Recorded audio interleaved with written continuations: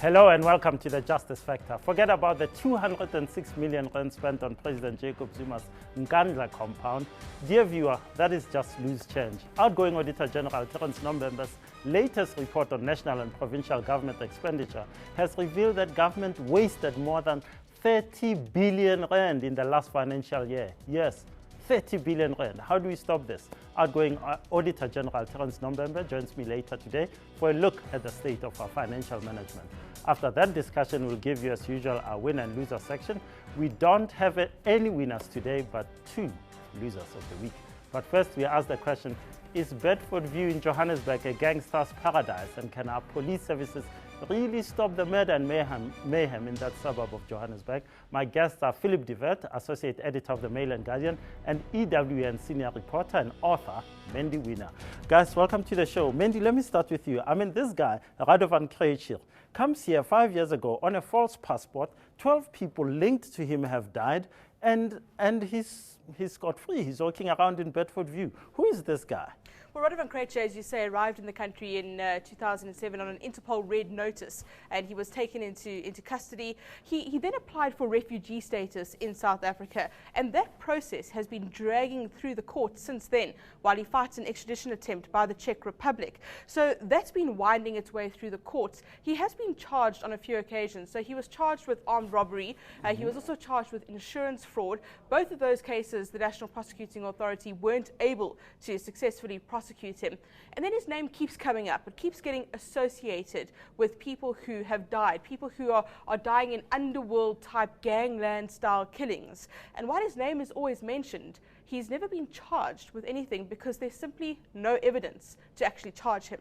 Philip de Wet, I feel like I'm reading The Godfather by Mario Puzo. It's weird, it's crazy, this. But it's no accident, is it? We love these kind of stories. It's the underworld and it's the mafia, and we can't really point to anything, but we know that there's dirty dealings going on. I don't know if I love it. All I'm sitting here is I'm scared that what happens when this show finishes? Is it going to come after you and me maybe for saying all sorts of nasty things about it? Well, that's the right question exactly. And the other question you asked is, can the SA Police Services stop underworld figures? We're not saying that Radovan Krejcir is, because he's not been found guilty by any South African court. Can the South African Police Services stop those kinds of activities? No, of course they can't, unless they're very lucky. Unless the cops happen to be running a roadblock and someone pitches up with a gun in the back of the car and a dead body and, you know, a couple of children that were kidnapped and so on, yes, they can stop them. It is the job of crime intelligence to stop this kind of business. And why we know, of course, how well crime intelligence is stopping these guys? Well, crime intelligence has its own problems. It's riddled with all sorts of allegations. We've had the controversy around Richard Mdluli. Most recently, we've had the controversy around Chris Ngobo as well. So crime intelligence just doesn't seem capable of actually getting to the root of any of these cases. Well, we do know that there's a multidisciplinary task team that's now been appointed to investigate all of these gangland style killings, and they are doing work. I've spoken to a couple of those police officers, and they're doing work. There is progress happening on the ground. The problem is public perception, and people aren't seeing arrests being made. Only in the case of Uwe Gembala, the German car dealer, are we seeing people that are actually being prosecuted. But it does seem as though those are the button men, the runners on the ground. We're not seeing the kingpins being arrested. And what people want to see is they want to see Radovan Krejcir being charged. His argument is that he's been created into this myth-like figure, this boogeyman.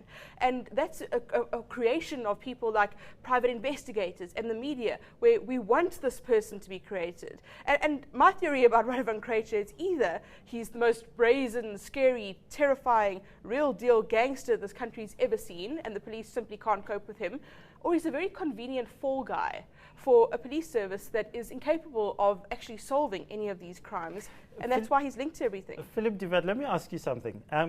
Mandy wrote a book, Killing Cable, very famous, fantastic seller. I want to know, in that case, and in many cases we've seen of this sort of underworld shady, we have a police chief who's now supposed to be in jail. He's not there, he's at home. But are the police on the take on this? I mean, I think there's a gentleman called by the surname Mabasa who is linked through his wife to this Donovan Krejcir, for example. Are the police on the take? Think about the underworld, presumably underworld people of this nature. When you see attacks, when you see people dying on the streets, what you're seeing is the top of the pyramid. Underlying that, in all typical organized crime scenarios, mafia scenarios, is prostitution, drug dealing, human smuggling. All crimes that the police typically have a hand in. Not that we can point to anyone within the South African Police Service who has been convicted of these crimes. It is very rare for prostitution on that level to take place without kickbacks to the cops. Drugs disappear out of the hands of drug dealers, make it into police custody, and then they're back onto the streets. Clearly there's some money that changes hands there. And the same thing with human smuggling. Often there is some level of police involvement. Short answer, probably yes. Mandy, Weiner, you mentioned prostitution. Now, a lot of us sit there and say, people are dying on the roads and so forth. And, there's all sorts of dirty things happening here. But you mentioned prostitution, people trafficking, and so forth. These crimes actually touch real people. And you mentioned Lolly Jackson. He's dead now. He used to run some of these, how shall I say, adult entertainment places. This is serious. This affects us all. Well, it does. And the concerning thing also is that we're seeing the number of bodies escalating. And what we've seen over the past couple of weeks in Bedfordview is a real escalation of the type of crimes that are being committed. So we had a fairly dormant period of about a year where nothing was really happening in the underworld. And in the last couple of weeks, we've seen Sam Issa being gunned down in Bedfordview, where something like 30 shots were brazenly fired at him in an open street. And then Veselin Laginen, the Serbian, was also killed. And then we saw an explosion, a blast, which is a real elevation of what's going on. And the word that Radovan Krejcir used in his version, of course, is that this is Al-Qaeda-style terrorism.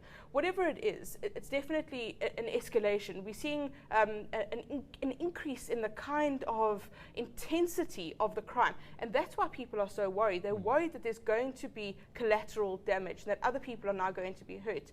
Whereas in the past, it was very professional, hits happening, one person being executed. Now they're worried that other people could be affected as well. Last question on this, Philip de Wet. Donovan Krejcir came here on a false passport. He's been in this country for 5 years now. We had the case of Samantha Lethwaite, the so-called White Widow. Is South Africa a magnet for the Krejcirs of the world? How many of them are here? How do we get to know this? We're a bit of a crossroads for a large number of reasons. A lot of the drug trade flows through South Africa. We are known to have porous borders all over the place. It's an easy place to get into, formally and informally. It's an easy place to get out of.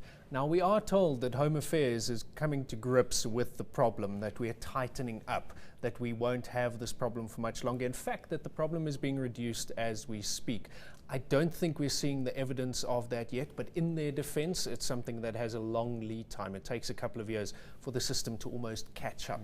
So hopefully it gets better. Mandy, Weiner, Radovan Krejcir is wanted in his home country in the Czech Republic for, he's been convicted for fraud and money laundering. Will he go home? It's hard to say. We're going to see a lot happening in the next couple of weeks in terms of the Refugee Appeals Board hearing happening. Also, he's back in court in December fighting that extradition appeal as well. The problem is he's using the courts, which he's perfectly entitled to do. It's how the justice system holds up. We've already seen it being thrown back to the magistrates' court again to be heard. It's entirely determined by the courts whether he returns to the Czech Republic to stand trial. Well, he could stand trial there again. He has in effect actually been convicted. He should go to jail there. It's up to the courts to decide whether he should be a refugee in this country or not. Philip de Wet, you've just come back from Polokwane, Julius Malema in court. This case looks like it's falling apart. They've agreed to kick it back to September next year. It's not falling apart from the point of view of Julius Malema and the EFF. It's like Christmas for them, with this case hanging over Julius Malema's head. He gets to go into elections going, I'm a martyr. Look how the state apparatus is being used to persecute me. Vote for me, young people of South Africa. I am your revolutionary leader. It's a perfect storm. You're agreeing there, Mandy? Yeah, I think the timing is very curious. When I heard this morning it was being postponed until late next year, I do think it's very convenient for him. If he had to stand trial now, I think that his position would be perhaps unstable going into the elections, and as Philip says, I think it makes him the perfect martyr. He can really use this as ammunition going into an election season. Mandy Weiner, Philip de Wet, thanks so much for your time. After the break, we asked Terence November why our government is using our taxes so badly.